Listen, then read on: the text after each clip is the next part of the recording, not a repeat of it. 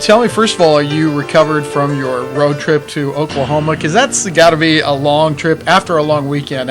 What's travel like? Yeah, well, travel on the bus is pretty difficult. You got to maintain your homework and then eating on the road and then sleeping on the bus at times too. So everything we do is difficult at times, but it's not too bad overall. We get the luxury of TV on the bus. You get Wi-Fi that's a little spotty at times, but otherwise it's not too bad. We get to eat before meals and after meals, and then we stay at hotels as well. We're on the road, so it's not bad. You know, the one thing you didn't mention is that you did a lot of schoolwork on the bus. So what's that all about? Are you studying on the bus too? Oh, trying to study on the bus, read That's on not the easy. bus. It's not easy at all. Type papers on the bus. I mean, anything we can. Our road trip to Oklahoma was on Tuesday, so we missed some class. So a lot of us had to do, various stuff on the bus and make sure we stay up to date on our homework. You got an assist Tuesday. How did that feel? And describe the play, if you would. Yeah, I guess we can call it an assist. It was an own goal on them. I was playing a through ball to Kit that was making a run, and it was the best shot I've seen that a defender could have on their own goal. It was perfect. As soon as he hit it, I looked over to Justin. I said, "That's an own goal," and he pretty much just chipped his own keeper. Did it hit off the side of his foot or what? Yeah, he was running back to try and defend it, I guess, and he chipped his own goalie, and it looked great. I was happy with it. Well, and you got credit for it, so that's a good deal. Yeah. I called it my own goal after I did it. I said I scored, but...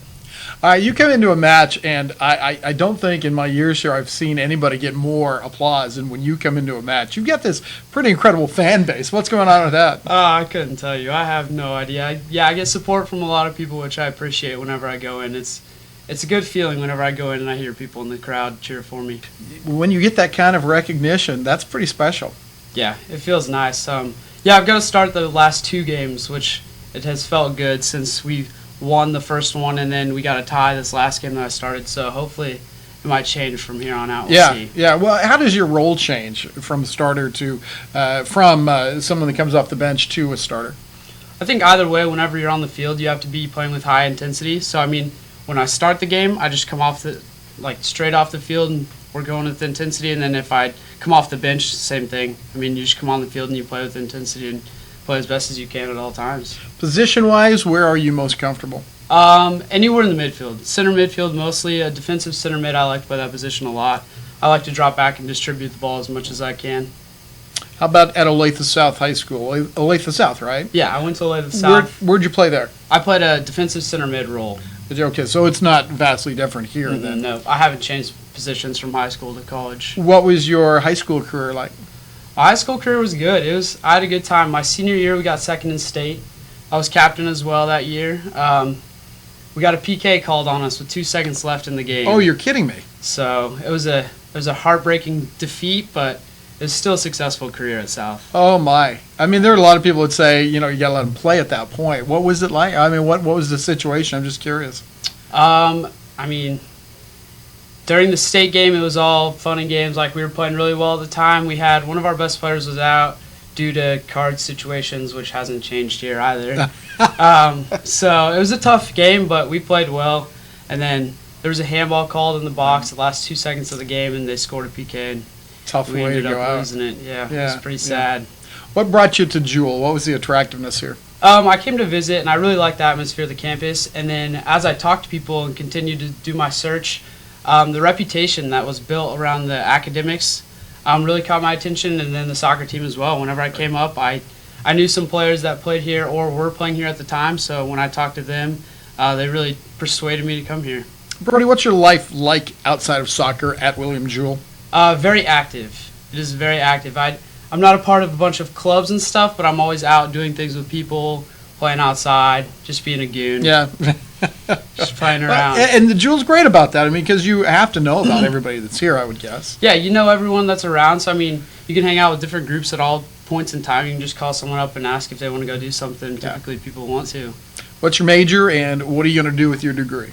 I'm majoring in business administration, and then I'm minoring in communication and entrepreneurship. Okay.